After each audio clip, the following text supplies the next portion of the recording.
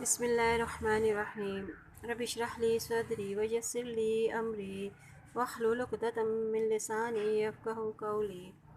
سورۃ البقرہ آیت نمبر 271 سے وَإِن تُبْدُوا الصَّدَقَاتِ فَنِعِمَّا هِيَ وَإِن تُخْفُوهَا وَتُؤْتُوهَا الْفُقَرَاءَ فَهُوَ خَيْرٌ لَكُمْ۔ اب اس آیات میں صدقات دینے کے طریقے بتائے گئے ہیں کہ اگر تم ظاہر کر کے دو صدقات تو یہ بہتر ہے، اور اگر تم چھپا کر دو ان کو یعنی محتاجوں کو تو وہ بہتر ہے تمہارے لیے۔ یہاں صدقات کے دو طریقے بتا دیے گئے ہیں، ایک تو یہ ہے کہ ظاہر کر کے دو اور دوسرا یہ کہ چھپا کر دو۔ ظاہر دے کر کے کیسے صدقات دیے جا سکتے ہیں، یعنی فلاح و بہبود کے کاموں میں دیے جا سکتا ہے مال، اور لوگوں کی نظروں سے چھپا کر جس کو دے رہے ہوں اس کو بھی چھپا کر دیں، اس طرح جو ہے اس کی جو عزت نفس متاثر نہیں ہوتی۔ اور کیسا صدقہ افضل ہے، یعنی دائیں ہاتھ سے دیا جائے کہ بائیں ہاتھ کو خبر نہ ہو، اور بغیر حساب کے دیں، جو دیا ہو اس کو چھپا کر دیں۔ اور صدقات دو طرح کے ہوتے ہیں، ایک فرض یعنی زکوٰۃ ادا کرنا، اور دوسرا نفلی جو دین کے کاموں میں اور فی سبیل اللہ خرچ کیا جاتا ہے۔ اب صدقات دینے کا کیا فائدہ ہوگا؟ وہ یکفر عنکم من سیئاتکم واللہ بما تعملون خبیر، وہ دور کر دے گا تم سے تمہاری برائیوں کو، اور اللہ تعالیٰ جانتا ہے جو تم عمل کرتے ہو۔ یعنی کیا ہے صدقات دینے کے فائدے کہ تمہارے کچھ گناہ صدقات کے ذریعے معاف ہو جاتے ہیں، اور اللہ کے غضب اور غصے کو بھی صدقہ دور کرتا ہے، اور آنے والی مصیبت کو بھی ٹال دیتا ہے، اور صدقہ جہنم کی آگ کو بھی ٹھنڈا کرتا ہے۔ اور جو تم عمل کرتے ہو اللہ باخبر ہے، یعنی تم جو دکھا کر یا چھپا کر صدقہ کر رہے ہو اللہ تعالیٰ کو سب اس بات کا علم ہے۔ لیس علیک ھداھم ولکن اللہ یہدی من یشاء، اور نہیں ہے تم پر یعنی آپ صلی اللہ علیہ وسلم کے ذمہ ان کی ہدایت کرنا، اور لیکن اللہ تعالیٰ جسے چاہتا ہے ہدایت بخشتا ہے۔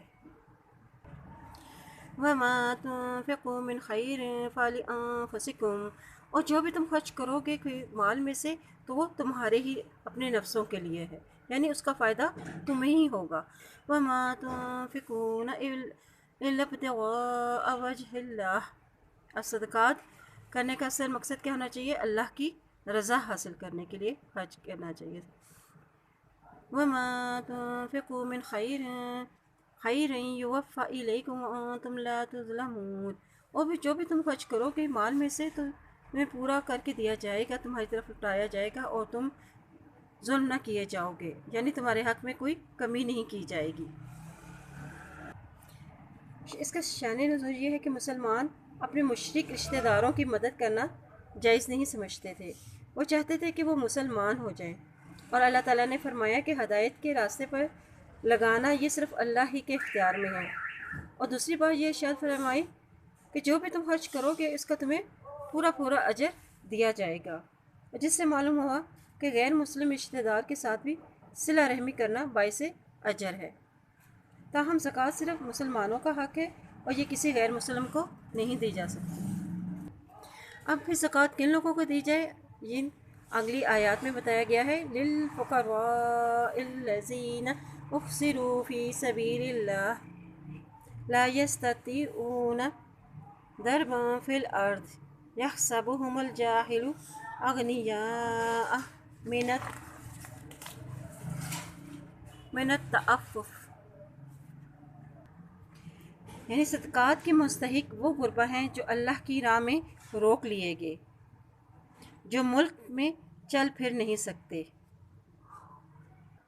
یعنی ایسے فقراء جو اللہ کے راستے میں اللہ کے دین کے کاموں نے انہیں گھیر رکھا ہو، یعنی مجاہدین طلباء جو اللہ کے راستے میں دین کے کاموں میں مصروف ہے، اور وہ دین کے کاموں میں اس قدر مصروف ہے کہ وہ کچھ کما نہیں سکتے،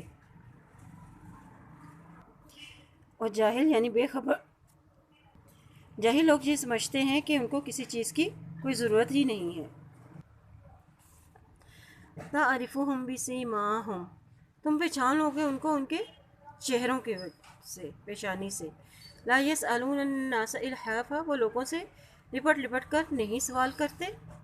وما تنفقوا من خیر فإن اللہ به علیم، اور جو بھی تم خرچ کرو کہ کسی بھی مال میں سے تو وہ بے شک اللہ تعالیٰ اس کو جاننے والا ہے. جان لو کہ ان کو ان کے چہروں سے، یعنی یہ دین کے کاموں میں اس قدر مصروف ہیں کہ وہ اپنی ذات پر پوری توجہ نہیں دے پا رہے. الذین ينفقون اموالهم باللیل والنہار سرا وعلانیة فلهم اجرهم عند ربهم ولا خوف علیہم ولا هم يحزنون. اب اس آیت میں امت وسط کا کردار بتایا جا رہا ہے کہ وہ لوگ جو خرچ کرتے ہیں اپنے مالوں کو، باللیل راتوں کو، والنہاری اور دن کو، سرن چھپا کر، وعلانیۃً اور اعلانیہ طور پر، تو ان کا انہیں کیا فائدہ ہوگا؟ فلہم اجرہم عند ربہم، تو ان کا اجر ان کے رب کے پاس ہے. کیا اجر فائدہ ہوگا؟ ولا خوف علیہم، ان پہ کوئی خوف نہیں ہوگا، ولا ہم یحزنون، اور وہ غمگین نہ ہوں گے. اب اللہ کے ہاں ان کا کیا اجر ہے؟ یعنی دنیا میں تو ان کے مال میں اضافہ ہوگا، برکت ہوگی، اور آخرت میں ان کے رب کے پاس بہت بڑا اجر ہے. اور مال خرچ کرنا خوف اور ڈر جو ہے، خوف اور غم کو دور کرنے کا ذریعہ بنتا ہے. الذین یأکلون الربا، وہ لوگ جو کھاتے ہیں سود. اب سود کیا ہے؟ ہر وہ قرض جو واپسی کے وقت نفع لے کر لوٹے، اور یہ نفع سود ہے. لا یقومون الا کما یقوم الذی یتخبطہ الشیطان من المس، نہیں وہ کھڑے ہوں گے مگر جیسا کہ کھڑا ہوتا ہے وہ شخص جس کو خپتی بنا دیا ہو شیطان نے چھو کر. یعنی شیطان اس کی عقل پر چھا گیا اور وہ پھر اپنے دماغ سے کام نہیں لیتا. اس طرح سود لینے والا بھی اپنے ہوش و حواس کھو بیٹھتا ہے. پھر اس کو کسی کی بات، کسی کی حکمت سمجھ میں نہیں آتی، تو پھر وہ یہی کہتا ہے کہ بے شک تجارت بھی سود ہی کی طرح ہے. ذالک بأنہم قالوا انما البیع مثل الربا، اور پھر یہ ہپتی شخص کہتا ہے کہ بے شک تجارت بھی مانند سود کے ہی ہے. اب تجارت سود کی مانند کیسے ہے؟ کہ تجارت میں جہاں پیسہ لگایا جاتا ہے ساتھ محنت بھی کی جاتی ہے، اس لیے یہ تجارت حلال ہے. اور تجارت میں نقصان کا بھی اندیشہ ہوتا ہے اور نفع کی مقدار مقرر نہیں ہوتی. اور تجارت میں جتنی بھی چیز لیتے ہیں اتنی ہی قیمت دیتی جاتی ہے. اور جبکہ سود میں پیسہ لگایا جاتا ہے اور اس پر نفع حاصل کیا جاتا ہے اور اس میں محنت نہیں ہوتی. سود میں نقصان نہیں ہوتا بلکہ معاملہ طے ہوتا ہے اور واپس ملنا یقینی ہے. اور سود میں معاملہ ختم نہیں ہوتا بلکہ یہ مسلسل منافع اس کا ملتا رہتا ہے. وَأَحَلَّ اللَّهُ الْبَيْعَ وَحَرَّمَ الرِّبَا، حالانکہ حلال کر دیا اللہ تعالیٰ نے تجارت کو، حرام کر دیا سود کو. فَمَنْ جَاءَهُ مَوْعِظَةٌ مِّن رَّبِّهِ فَانتَهَىٰ فَلَهُ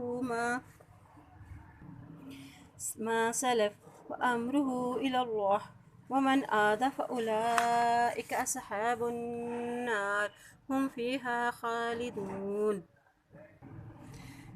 تو جو کوئی آ جائے اس کے پاس، کس کے پاس؟ یعنی اہل ایمان کے پاس، موعظۃ من ربہ، اس کے رب کی طرف سے کوئی بھی نصیحت، فانتہی فلہ ما سلف، پھر وہ رک جائے تو اس کے لیے ہے جو گزر چکا ہے، یعنی اور پھر وہ سود لینے سے رک جائے. وَأَمْرُهُ إِلَى اللَّهِ، اور اس کا معاملہ اللہ کی طرف ہے. اب اس کا معاملہ اللہ کی طرف یہ کہ اس کے پچھلے عمل پر اللہ تعالیٰ اسے کیا جزا و سزا دے گا. وَمَنْ عَادَ فَأُولَٰئِكَ، تو جو کوئی لوٹے تو پھر یہی وہ لوگ ہیں جو اصحاب النار، آگ کے ساتھی ہیں اور اس میں وہ ہمیشہ رہنے والے ہیں. اب یہ آگ کے ساتھی کون ہیں؟ وہی لوگ ہیں جو دوبارہ سے سود لینا شروع کر دیں اور اللہ کے احکامات کو ماننے سے انکار کر دیں. یمحق اللہ الربا ویربی الصدقات واللہ لا یحب کل کفار اثیم، مٹا دیتا ہے اللہ سود کو اور بڑھا دیتا ہے صدقات کو، اور اللہ تعالیٰ نہیں پسند کرتا ہر ناشکر گنہگار کو۔ اللہ مٹا دیتا ہے سود کو، یعنی اللہ اس مال میں سے برکت کو ختم کر دیتا ہے،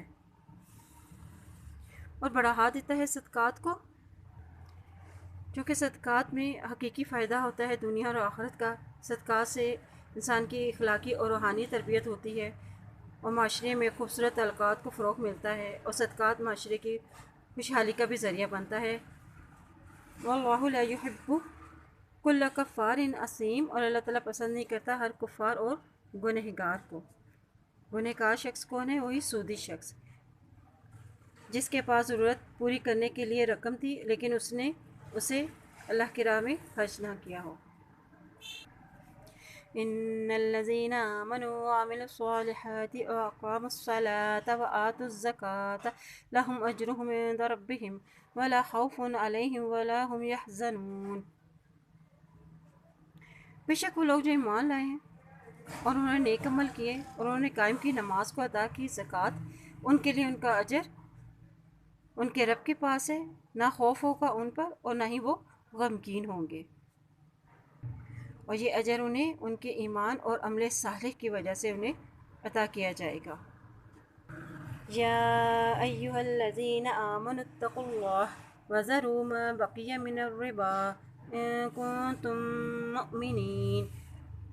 اے لوگو جو ایمان لائے ہو، ڈرو اللہ سے اور چھوڑ دو جو باقی ہو سود میں سے، اگر ہو تم ایمان لانے والے۔ اب اس آیت میں دو حکم دیے جا رہے ہیں، ایک اللہ کا تقوی اختیار کیا جائے اور دوسرا یہ ہے کہ اس سود کو چھوڑ دیا جائے، کیونکہ جب اللہ کا تقوی اختیار کرے گا انسان تو اس کے دل میں اللہ کا ڈر ہوگا اور پھر وہ برے کاموں سے بھی بچ جائے گا۔ فَإِن لَّمْ تَفْعَلُوا فَأَذَّنُوا بِحَرْبٍ مِّنَ اللَّهِ وَرَسُولِهِ۔ پھر اگر تم نہ چھوڑو، یعنی اگر تم سود کا لین دین نہ چھوڑو، فَأَذَّنُوا تو خبردار ہو جاؤ، بِحَرْبٍ مِّنَ اللَّهِ وَرَسُولِهِ جنگ کے لیے اللہ اور اس کے رسول کی طرف سے۔